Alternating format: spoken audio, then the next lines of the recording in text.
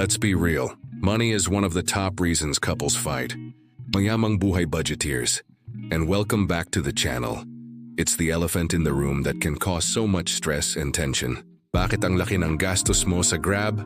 Or, saan na naman napunta yung sweldo mo? Sound familiar? Many of us have been there. But what if I told you that talking about money doesn't have to end in a fight? What if it could actually bring you closer together? It's totally possible. Today, we're diving into the Filipino couple's guide on how to talk about money without the drama, the silent treatment, or the bahala na attitude. Stick around, because these tips will change how you and your partner handle your finances, turning arguments into productive, loving conversations. Ready? Let's get into it. First things first, timing is everything.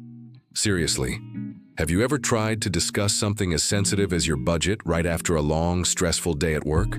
Or worse, in the middle of a heated argument about something completely unrelated? It's a recipe for disaster. Bringing up finances when one or both of you are tired, hungry, or angry is like trying to navigate a minefield blindfolded. Instead, you need to intentionally create a safe and calm space for the conversation. Think of it as scheduling a money date.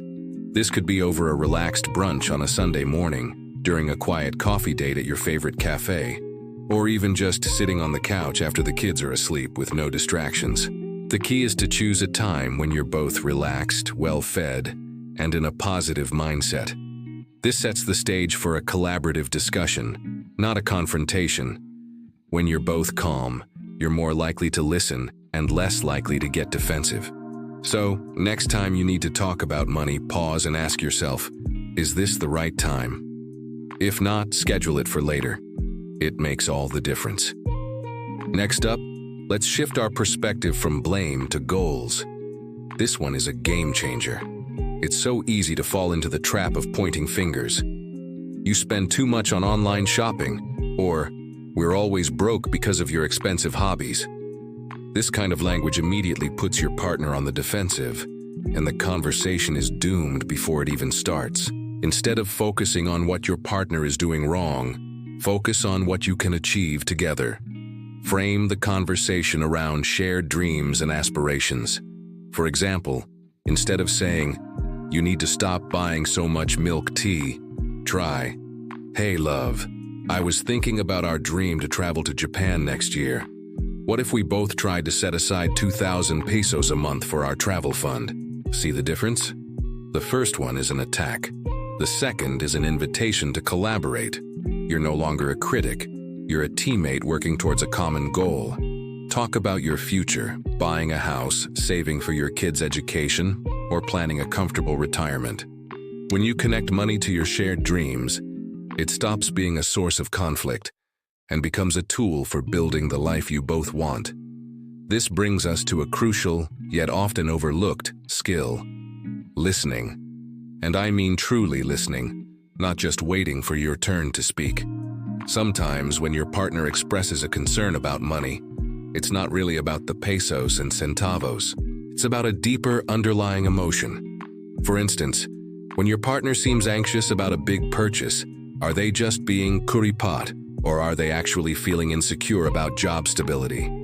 When they overspend, is it because they're irresponsible, or are they feeling stressed and using retail therapy as a coping mechanism? Before you react or offer a solution, take a moment to understand their perspective.